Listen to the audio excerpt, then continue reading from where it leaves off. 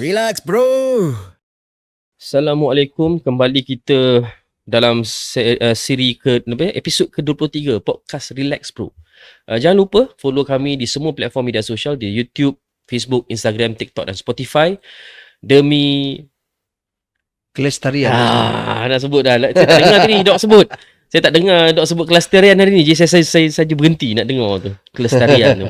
Tapi jangan lupa untuk share, subscribe kawan-kawan penonton dan pendengar. Buat masa ni kita seronok tengok di TikTok ramai yang ikut, ramai yang komen, ramai yang share. Jadi kita berharap, sebab tu bila kita nampak penonton boleh nampak, pendengar boleh dengar. Siapa yang tengok di YouTube tu nampak dia akan dipecah-pecahkan ikut part-part. Sebab kita tahu video-video yang small bite size ni lebih digemari oleh orang. Sebab tu kita di TikTok ni kita pendekkan lagi. Senang orang nak digest dan orang nak dengar. Topik kita untuk kedua ni Dok adalah berkenaan dengan insiden di Kajang, yang mana 5 lelaki ditahan disyaki mengejar dan mengikat juga memukul seorang pemandu kereta sehingga mati. Disebabkan pemandu tu dia langgar seorang penghantar makanan. Jadi isu dia bila dia aksiden di Kajang, tak silap saya. Lepas tu dia lari, dikejar oleh orang 5 orang, 6 orang ni. Lepas tu dia terbabas, dia ditarik keluar daripada kereta, diikat dan dipukul sehingga mati. Dia jadi bercampur bau lah. Kita ni bercampur bau. Sebab apa? 7 jam yang lepas, tak silap saya, polis ada keluarkan kenyataan bahawa pembantu ni ada positif dadah atau ganja, tak silap saya. Dan juga dia ada banyak kes-kes dengan dia. Pokoknya bukan pasal tu. Pokoknya walaupun dia ada banyak kes dan dia positif dadah sekalipun, ia tidak membenarkan kita ni sebagai orang awam mengambil tindakan di tangan sendiri. Patutnya kalau betul tangkap lah. Mungkin nak, kalau dia geram sangat, dia cuit sikit, okey lah kan. Tapi jangan sampai macam ni lah. Ini orang ni kata sebut 302. ni 302. Free je. Free 302. Dia akan diremand sehingga 25 bulan ni. Tapi memang confirm charge bunuh. Sebab family pun dah mendesak kerajaan untuk berikan pengadilan kepada arwah. Jadi kita ucapkan takziah kepada keluarga mangsa, kita sedekahkan Al-Fatihah pada keluarga pada mangsa. Tapi benda macam ni Dok, saya rasa something's wrong with our society. Sebab sebenarnya kes pukul ni bukan baru. Dah berlaku banyak kali dah. Even ini di antara penyebab apabila berlaku kemalangan, orang lari, orang tinggalkan tempat kejadian, sehingga kan orang yang dilanggar tu terzalim lah dia. Terzalim. Okay, sebab apa? Dan elok boleh bantu kan. Dan nak salahkan orang yang melanggar tu pun dia lari meninggalkan tempat tu kerana dia takut diserang, dipukul. Okay, contohnya bila berlaku kes macam ni, lagilah selepas ni tak ada orang nak berhenti lah. Okay, ini yang membimbangkan kita. Zalim kepada orang yang menjadi mangsa kemalangan. Okay, dan sekiranya pemandu tu pula dia berhenti, contohnya dia berhenti nak ambil tanggungjawab, lepas tu dia kena pukul, dia kena belasah. Okay, walaupun dia mabuk ke, walaupun dia apakah, dia kena belasah contohnya sampai dia mati. Zalim juga kat atas dia. So to be fair, okay, cumanya kita pun tak tahu apa yang berlaku nantinya. Cumanya bila laporan polis telah mengatakan bahawasanya yang meninggal ada positif dadah, kita doa-doakan mudah-mudahan Allah Subhanahu Wa Taala mengampuni dia, tutup aib dia dan sebagainya. Cuma benda ni telah menjadi satu perbualan umum. Viral. Dah viral dah cerita ni. Videonya viral sampai MC dah suruh delete. MC suruh delete ni. Okey, itu bagus, saya setuju dengan MC. Terima kasih YB Fahmi Fadil atas tindakan cepat pantas ni ambil. Cumanya apa yang saya nak tegur di sini, kita ni betul kita nak marah ke orang. Kita bukan kadang kita bawa kereta pun, orang bawa kereta pelik-pelik pun, motor bawa motor pelik-pelik pun, rider pun, dan kadang-kadang kereta tu kesian pula ke rider. Betul. Masing-masing ada kelemahan masing-masing. Tak semua orang perfect lah. Tapi sehingga kita tak dapat kawal emosi dan kemarahan kita ni, ini satu perkara yang dilarang di dalam Islam. Okey. Ada 2 benda saya nak bagi kat sini. Satu, seorang sahabat Nabi datang kepada Nabi SAW, minta nasihat kepada Nabi SAW. Bagilah wasiat kepada aku. Apa Nabi pesan? La taghdab, jangan marah. Dia minta lagi, dia kata bagi lagi benda lain, aku ada benda lain lagi. Nabi ulang benda yang sama, la taghdab, jangan marah. Kali ketiga dia minta lagi, Nabi ulang benda yang sama, la taghdab, jangan marah. Itu benda besar. Itu satu, jangan marah. Jangan cepat marah. Okay. Kedua, sabar. Sabar. Sebab tu dalam hadis Nabi kata apa? Laisa syadid bis-sur'ah wa innama syadid alladhi yamliku nafsahu 'inda al-ghadab. Bukanlah orang kuat itu orang yang boleh berlawan, tetapi orang yang kuat itu adalah orang yang mampu menahan jiwanya di saat dia marah.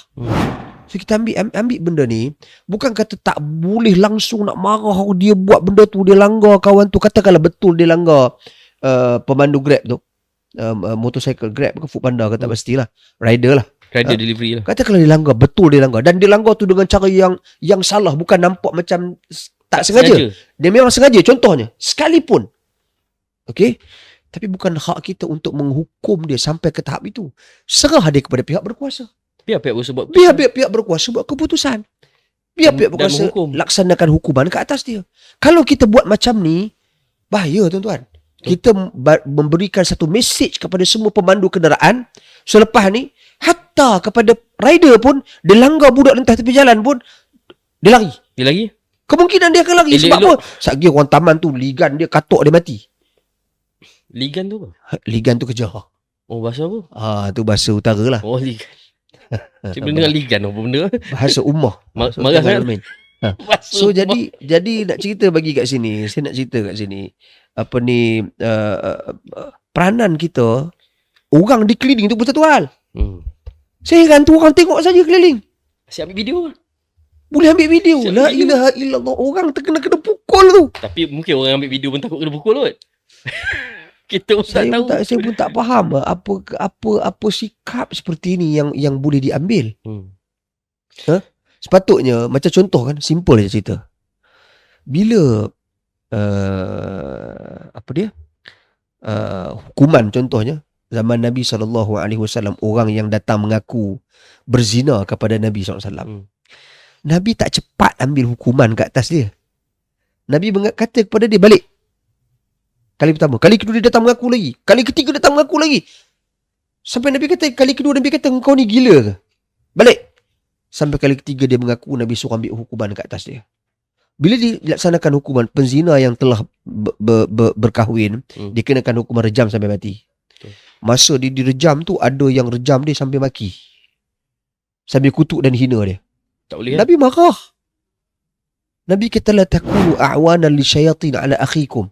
Dalam hadis yang lain, jangan kamu jadikan penolong pembantu syaitan untuk menjatuhkan saudaramu. Dia dah mengaku salah, dia dah dikenakan tindakan hukuman. Cukuplah takat tu. Maknanya mesej yang nak bagi kat sini, hukuman tu siapa menentukan? Pihak berkuasa. Hakim menentukan. Dan bila dia kena hukuman, kita dah tak berhak nak continue hina ke atas dia, maki dia, kutuk dia. Tak boleh. Kita kena mendoakan dia agar moga-moga Allah Subhanahu Wa Taala mengampuni dia, diberikan kebaikan ke atas dia, atas keadilan yang telah tertegak. Orang aksiden, kemudian orang yang melanggar, dikenakan hukuman ke atas dia. Okey, keadilan telah tertegak ke atas orang yang telah dilanggar tadi. That's it. Itu Islam aja. Saya lagi ni komuniti di masyarakat kita ni, saya bimbang perkara ni bila dah jadi satu kebimbangan kepada orang, berlaku kemalangan orang tinggal je nanti. Betul. Itu kita minta jauh lah, mudah-mudahan. Itu yang kita tak nak. Sebab kita ni adalah satu masyarakat ataupun yalah, kita society kita ni orang yang sentiasa ada timbang rasa. Kita ada sentiasa timbang rasa. Bila mana, kalau dulu saya tengok, bila kita accident ke apa, kita keluar, kita tanya okey tak okey, dan kita exchange number, nak pergi balai polis, tak pergi balai polis. Kalau dia jatuh, kita telefon ambulans, tunggu ambulans datang, kita tunggu sampai semua selesai. Tapi sekarang ni dah sampai level langgar ni, dia tak fikir pasal dia. Dia fikir pasal fikir pasal orang yang dilanggar tu. Dia fikir pasal dia sendiri. Dia tak fikir dah pasal mangsa yang kena langgar, tak fikir dah. Dia pasal dia sendiri dah. Pasal apa? Takut orang katok. Saya kena teruk ni, baik aku lari dulu. Tapi kadang-kadang lari bukan pasal lari apa tau. Dia lari nak pergi balai polis. Betul. Sebab di situ tempat paling selamat untuk dia mengaku dia ada terlibat kemalangan dan sebagainya. Tapi alang-alang ni, saya nak kongsi sedikit dengan penonton dan pendengar. Dan mungkin pihak-pihak yang berwajib, kalau mungkin nak ambil sedikit orang kata pendekatan untuk menyelesaikan masalah. Saya nak kongsi sedikit pada pendengar dan penonton. Kematian pengguna jalan raya daripada tahun 2001 sampai 2023 ni yang melibatkan motosikal. Alang-alang ni. Kalau kita tengok tahun 2001 ada 57.6% mati sebabkan kemalangan jalan raya. Tahun 2023 69.9% Meningkat. jumlah kematian yang melibatkan penunggang motosikal dan pembonceng motosikal. Almost 70%. Maksudnya kalau dalam 10 kemalangan, 7 confirm motosikal. 7 confirm motosikal. Saya ni memang suka bidang pengangkutan ni, memang saya suka lah Dok. Tapi road safety ni saya rasa kita still lagi lacking. Dok tahu tak? Kita adalah satu-satunya negara dalam dunia yang ada laluan motosikal. Malaysia is the only one. Tapi orang tak pakai. Tapi orang tak pakai. Sebab apa? Isu infrastruktur, isu lampu, orang sabotaj, taruk, paku, taruk sebagainya ni. Ini masalah. Baru itu. saya nak sebut. Saya naik motosikal lama. Hmm. Daripada Shah Alam ke UIA, masa setengah sambung PhD. Saya naik motor. EFI. Tak berani lalu kat situ sebab Takut. dalam 10 kali lalu, 5 kali pancit. Confirm. Lepas tu depan jalan sikit, sila hubungi nombor ni untuk tampal tayar motor anda. macam seolah-olah mungkin dia tak buat. Seolah-olah by design dia buat. Macam by design macam ni. hang yang letak paku ni. Macam tu lah. Jadi akhirnya orang ambil apa? Kita ambil laluan Jalan raya biasa. jalan raya biasa. Dia pasal bila kita lalu jalan raya, macam Federal Highway kan. Federal Highway kan laluan motosikal kan. Motor makan lalu Federal Highway tu, walhal Federal Highway tu punyalah 4-5 lane. So dahsyat. It's a dangerous Very highway. very dangerous. Tapi disebabkan pengalaman macam ni lah. pengalaman seperti ni ya. Orang tak bawa lah. Cumanya bila kita bawa kereta kan. Bila kita bawa kereta lepas tu adalah kereta, saya pakai kereta Kelisa kecil je. Motor kan bila motor tak pakai laluan tu, motor pakai laluan Federal Highway tu, kita marah tak? Marah. Kita Tapi marah. kita bawa motor tak? Baik kita bawa motor juga. Tapi kita marah shock lah. Sambil marah tu kita kata apa? Hampa ni, bawa motor cucak. Road tax RM2 ya. Duduk tepi sudah. Dia gini. Dia bila lane tu ada 3 kan. Jadi ada 2 line putih ada 2. Jadi bila pagi saya pun naik motor, saya pun naik ada bawa kereta. Kalau pagi kalau jam saya bawa motor. Kalau tak saya bawa kereta lah. Tapi bila you bawa kereta pagi Dok kan. So you pun duduk lane kanan.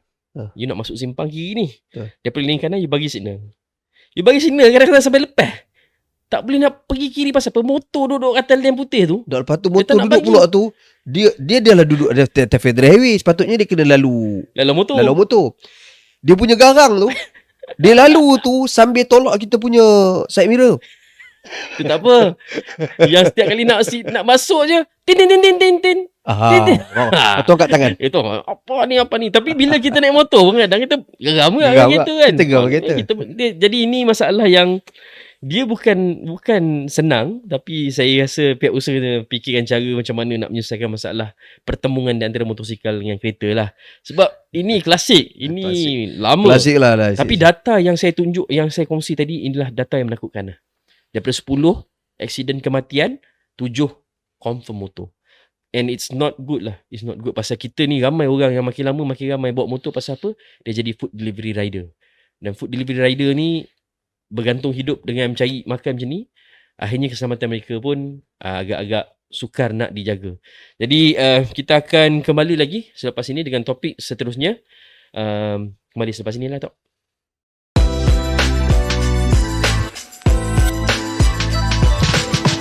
Relax bro.